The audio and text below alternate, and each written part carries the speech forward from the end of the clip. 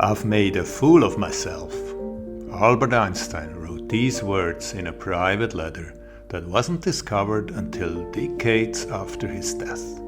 The man we remember as history's greatest genius, confident, revolutionary, always right, was terrified he'd destroyed his own legacy. And in thousands of letters he never intended to public to see, Einstein revealed a completely different person than the one in your textbooks. Today I'm going to show you the real Einstein. Not the sanitized icon, but the deeply flawed, surprisingly vulnerable human being revealed in his private correspondence. What he really thought about his marriage, his children, his mistakes, and the bomb that haunted him until his dying day. This is Einstein Unfiltered, and it's not what you expect. Let's read the letters they didn't want to see you. Everyone knows Einstein was married twice. What most people don't know is that his first marriage was a disaster, and we have the letters to prove it. In 1914, Einstein's marriage to Mileva Maric was collapsing. Instead of working on it like a normal person, Einstein wrote her a letter with a list of conditions. Not romantic suggestions. Conditions. Here's what he demanded. You will make sure that my clothes and laundry are kept in good order, that I will receive my 3 meals regularly in my room, that my bedroom and study are kept neat, and especially that my desk is left for my use only. But it gets worse, he continued. You will renounce all personal relations with me insofar as they are not completely necessary for social reasons. You will not expect any intimacy from me, nor will you reproach me in any way. Read that again. He's essentially saying, be my housekeeper. Don't talk to me. Don't expect affection. Don't complain. And then the final clause. You will stop talking to me if I request it. This isn't the gentle, compassionate Einstein we're thought about. This is someone treating his wife like an employee he's barely tolerating. The man who would later preach about compassion and human connection couldn't figure out how to love the woman he'd once promised his life to. Mileva agreed to these terms for a while. She needed the financial support, but the marriage was dead. Einstein knew it, and in private letters to friends, he admitted, I treat my wife as an employee whom I cannot fire. The lesson here isn't to judge Einstein. It's to recognize that genius is one domain doesn't translate to genius in another. The same brain that revolutionized physics was utterly lost when it came to human relationships. Einstein had 2 sons with Mileva, Hans Albert and Eduard. And these letters to them reveal a father who knew he was failing but couldn't figure out how to stop. To Hans Albert, when the boy was just 11 years old, Einstein wrote, I will try to be together with you for a month every year so that you will have a father who is close to you and can love you. You can learn many good things from me that no one else can offer you. Notice what's missing? Any acknowledgement of what he's doing wrong, any apology for being absent, just the promise of 1 month per year, like a business trip schedule. Hans Albert later said, probably the only project he ever gave up on was me. That's devastating. Einstein could tackle the mysteries of the universe, but couldn't figure out how to connect with his own son. With his younger son Edward, it was even worse. Edward developed schizophrenia in his 20s, and Einstein essentially abandoned him. He stopped visiting, stopped writing regularly. When Mileva begged him to come to Edward in the psychiatrical hospital, Einstein made excuses. In a letter to a friend, Einstein wrote, "I have done everything humanly possible. I'm protecting myself from further injury by holding back emotionally." Translation: "This is too hard for me, so I'm checking out." Edward spent the rest of his life institutionalized. Einstein visited him once, maybe twice, in the final decades of his life. The man who insisted that compassion was humanity's highest virtue couldn't extend it to his own mentally ill son. These letters show us something uncomfortable. Einstein was human, deeply, messily human. He made choices that hurt people, and unlike his scientific mistakes, which he could correct with better equations, his personal mistakes left permanent damage. Now let's talk about the scientific mistakes Einstein couldn't forgive himself for.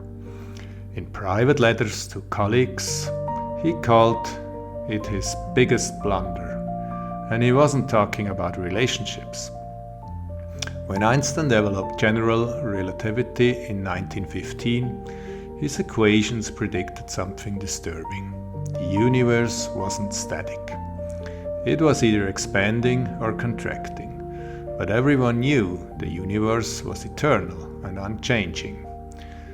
So Einstein did something he later deeply regretted. He added a term to his equations, the cosmological constant, specifically designed to make the universe static. It was a fudge factor, a mathematical band-aid to make the theory match the prejudice. In letters to colleagues, Einstein admitted, "I have committed something in the theory of gravitation that threatens to get me committed to a madhouse." Then in 1929, Edwin Hubble discovered the universe is expanding. Einstein's original equations were right. The cosmological constant was unnecessary. He'd second-guessed himself because he couldn't believe his own theory. In a letter to astronomer Hermann Weyl, Einstein wrote, "If there is no quasi-static world, then away with the cosmological term." But here's the twist. Modern cosmology has brought back the cosmological constant, now called dark energy. It turns out Einstein's blunder might have been accidentally correct for entirely different reasons. In a newly discovered letter from 1945, Einstein reflected, "The introduction of the cosmological constant was the biggest mistake of my working life, but perhaps not wrong for the reasons I thought." This teaches us something crucial. Sometimes our mistakes are right for the wrong reasons. Sometimes our corrections are wrong for the right reasons. The universe is under no obligation to make sense to us. The letters Einstein most regretted writing were the ones that helped create the atomic bomb. And his private correspondence about this is haunting. In 1939, physics Leo Szilard convinced Einstein to sign a letter to President Roosevelt warning that Nazi Germany might be developing atomic weapons. The letter helped launch the Manhattan Project. After Hiroshima and Nagasaki, Einstein was devastated. In a letter to philosopher Linus Pauling, he wrote, "I made one great mistake in my life when I signed the letter to President Roosevelt recommending that atom bombs be made." To his friend Linus Pauling, he was even more blunt. "Had I known that the Germans would not succeed in producing an atomic bomb, I would never have lifted a finger." But the most painful letter came from a Japanese philosopher whose family died in Hiroshima. Einstein's response reveals a man wrestling with unbearable guilt. My participation in the production of the atomic bomb consisted of one single act. I signed a letter to President Roosevelt. I was fully aware of the terrible danger to mankind in case this attempt succeeded. But the probability that the Germans were working on the same problem with the chance of succeeding forced me to take this step. I did not see any other way out. Notice the defensive tone, the justification. Einstein was trying to convince himself as much as his correspondent. In his final years, Einstein became a passionate advocate for nuclear disarmament and world government. In a 1945 letter, he wrote, "I don't know what weapons World War III will be fought with, but World War IV will be fought with sticks and stones." These letters reveal Einstein's deepest fear, that his life's work, the meaningful equations describing the universe, had been twisted into humanity's potential extinction. He'd shown us the power locked inside atoms. And we'd immediately ask, how can we weaponize this? Einstein's public statements about God were carefully crafted and often misunderstood. But his private letters reveal exactly what he believed. And it's not what either religious people or atheists want to hear. In 1954, a year before his death, Einstein wrote a letter that was sold at auction in 2018 for nearly $3 million. In it, he's brutally honest. The word God is for me nothing more than the expression and product of human weaknesses. The Bible, a collection of honorable but still primitive legends. No interpretation, no matter how subtle, can change this for me. That sounds pretty atheistic. But in other letters, he wrote, "I'm not an atheist. I do not know if I can define myself as a pantheist. The problem involved is too vast for our limited minds." So what did he believe? In a letter to philosopher Eric Goodkind, Einstein explained, "I believe in Spinoza's God, who reveals himself in the lawful harmony of the world, not in a God who concerns himself with the fate and the doings of mankind." Translation: Einstein saw God as synonymous with the laws of nature, the mathematical order underlying reality. Not a person, not a consciousness, just a mysterious fact that the universe is comprehensible at all. In perhaps his most beautiful letter on the subject, Einstein wrote to a grieving father who'd lost his son, "A human being is a part of the whole, called by us universe.